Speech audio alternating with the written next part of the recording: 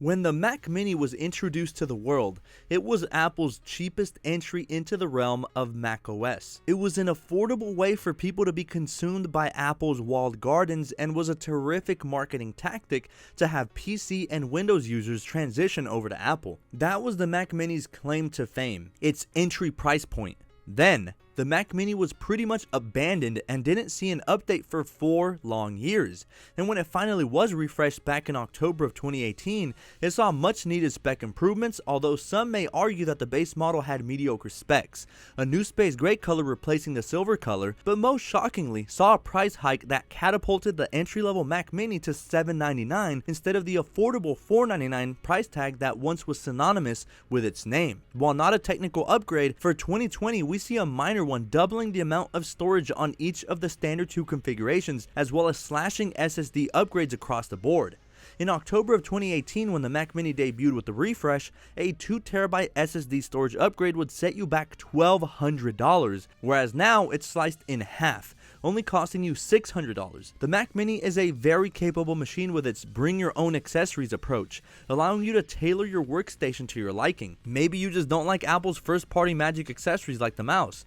No problem. Find your preferred mouse and you're ready to go. I thought it'd be nice to revisit the Mac Mini that many to this day have a lot of questions about, so without further ado, we're gonna get right into this unboxing.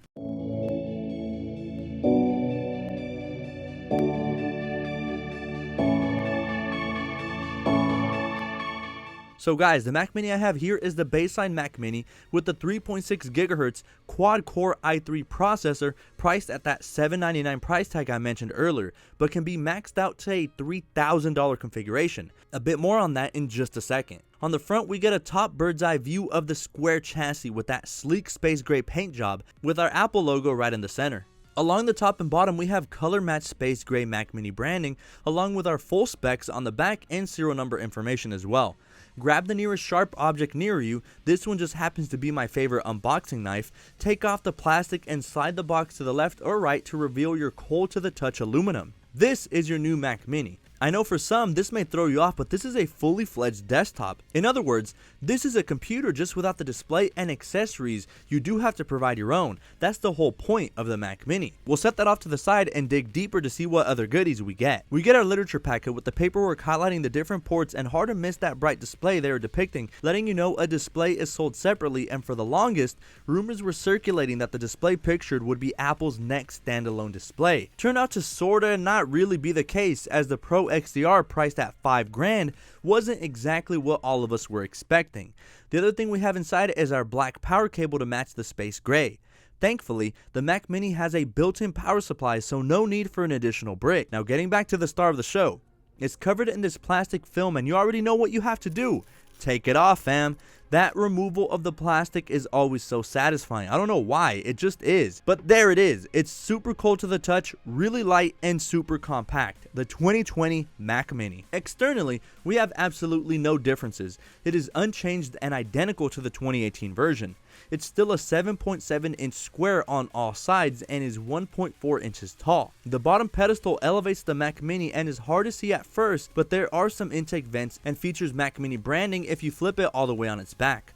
The plastic plate elevates it so that the Mac Mini can breathe and is also pretty stable.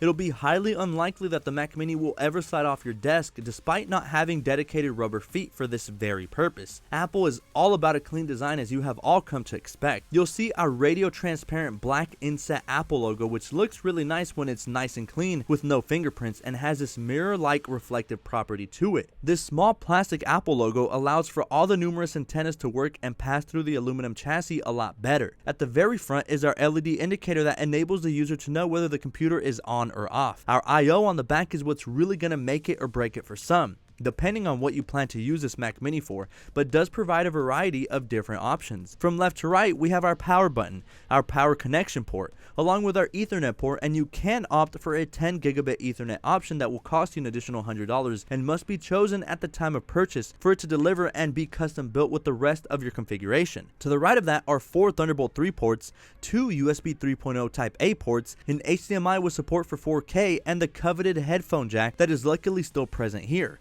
Flanked to the south of all of this is our exhaust vent that pushes out the hot air from the system with the new redesigned airflow design to keep the processors running at peak performance and to keep them nice and cool. Now, the Mac Mini only works if you have the correct accessories, namely, you need to supply your own keyboard, mouse, and display. Luckily for me, I have my magic accessories for my Mac Pro, which should work beautifully with this Mac Mini. The Mac Mini can support USB-C monitors and can support a single 5K display or two 4K displays, and you can run an additional 4K display with the help of that HDMI port. In my case, if I want to hook this up to my 6K Pro XDR display, I will need an external GPU, which might be especially useful to have on a Mac Mini since graphical performance on this small desktop is quite limited and subpar at best with its integrated Intel UHD graphics 630. Luckily, I have my new Blackmagic eGPU Pro here to hook this up to my 6K display so I can get up and running.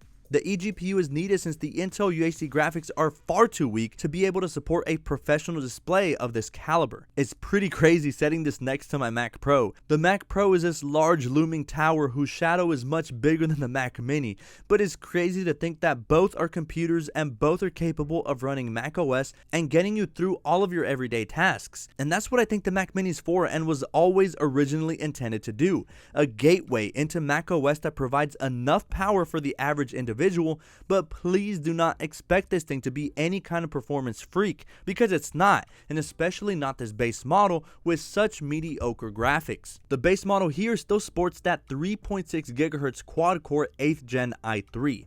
This is a load of barnacles, especially when dropping 8 Benjamins on this thing. Turbo boosting is basically non-existent here, and to get turbo boosting, you have to fork over $300 more to upgrade to the 3.2 GHz 6-core i7 that turbo boosts up to 4.6 GHz. 8 GB of 2666 MHz DDR4 RAM is standard for the base model and can be tricked out to 64 GB. I think for a desktop computer, you should consider 16 GB of RAM as a minimum, but luckily, the Mac Mini isn't impossible to get in. You can upgrade the RAM yourself, but be advised, it will void your warranty, so do this at your own risk. There are plenty of videos online that show you how and are all pretty straightforward. Then we have our storage options that have been doubled for both the standard configurations, increasing to 256 GB from 128 on the quad-core model, and increased to 512 GB from 256 on the 6-core model. You also have the 10 Gigabit Ethernet option as well as pre-installed software including Final Cut and Logic. It's at least nice to see the base storage go up to 256 GB as 128 was pitiful and unacceptable on the previous model. At least this update adds more value and essentially is saving you $200, as before, that's how much it would cost to upgrade to 256 GB of SSD. So what about performance? Is this good for you if you plan to do photo editing and video editing? It should be enough, but be prepared for drop frames here and there if shooting at 4K, and do expect some lag if editing on Photoshop with multiple complex layering and brushes. The baseline entry-level Mac Mini is perfect for those consumers fed up with PC for whatever reason and want to dive into the world of Apple computers.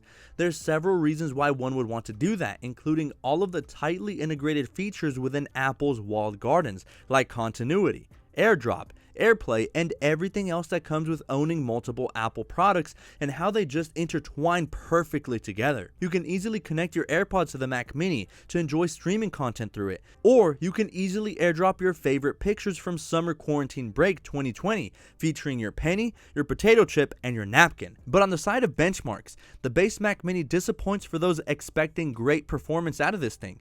This certainly won't rival any Mac or high-end iMac, but is comparable to specs found within other entry-level MacBooks. For example, the entry i3 gives single-core scores of around 920 and multi-core nearing 3300 on Geekbench 5, and is lagging farther and farther behind the likes of some other Mac models, including the MacBook Air, which now features quad-core processors as well as 10th generation chips. The CPU is decent at best, but its biggest flaw is in the graphics department.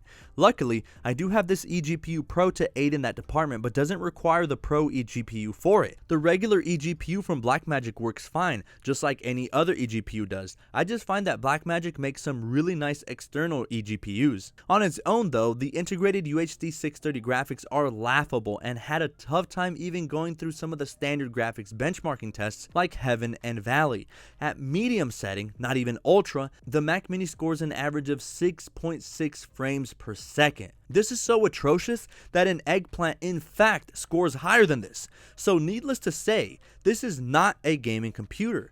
Video editing apps are also at a tremendous disadvantage since rendering times are severely prolonged since the integrated graphics card has an insanely hard time executing this efficiently. It's doable, but background processing and rendering are much longer, but if you have the patience for that, video editing is still possible and extremely doable just with longer exports. During exports and under heavy loads like with the Valley benchmark, the fans did crank up but nothing overly noisy, and when idle or not doing much, the computer is completely quiet. But beware, opening 3 Chrome tabs at once, the aluminum goes from cold to the touch to near hot stove 3rd degree burn levels. Actually wait, no, that's not right. It does warm up though, but nothing that would be considered out of the ordinary. My final verdict on the Mac Mini, it wouldn't be my first go-to choice as some of the newer 2020 MacBook Airs provide equally impressive specs, if not better, and obviously come with a display, keyboard and trackpad to navigate around, but most importantly, it's portable. If I had to give a recommendation, I'd say stay away from the base i3. Upgrade to the better 6-core i7. My ideal configuration would be a 6-core i7 Mac Mini at 3.2 GHz with 16 GB of RAM and 512 GB of SSD storage, but that right there will set you back $1,500, and that's not even including the needed display and accessories. And don't even get me started on upping the graphics gains with an eGPU. If I want to do all that, I'll be treading near $2,500, and in that case, why not look at a 16-inch MacBook Pro or a decently spec'd iMac all-in-one? Really, the Mac Mini, in my opinion, is for those people who truthfully don't care about specs and want a home computer to run Microsoft Word, YouTube, PowerPoint, and maybe Facebook. You do also get the added benefit of not being forced into Apple's magic accessories, and instead you can provide your own. Better yet, you may already have a Bluetooth mouse and keyboard with a 4K display, in which case you just want to get the cheapest entry into macOS. While technically an upgrade, it's a very minor upgrade, but I wanted to revisit it mainly since it's a better value now, but still has a lot of work with the increasingly outdated specs.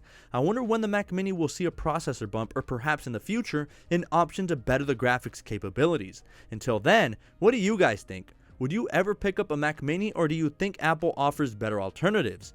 If the Mac Mini would be priced at $500 again, it'd be a much easier piece of hardware to recommend. But at $800 with no accessories, it's just hard. But let me know what you guys think. Leave a comment below and hit subscribe to view more tech content just like this in the future. Until next time guys, practice social distancing. Don't forget, we can all get through this if we work together, and be safe. See ya.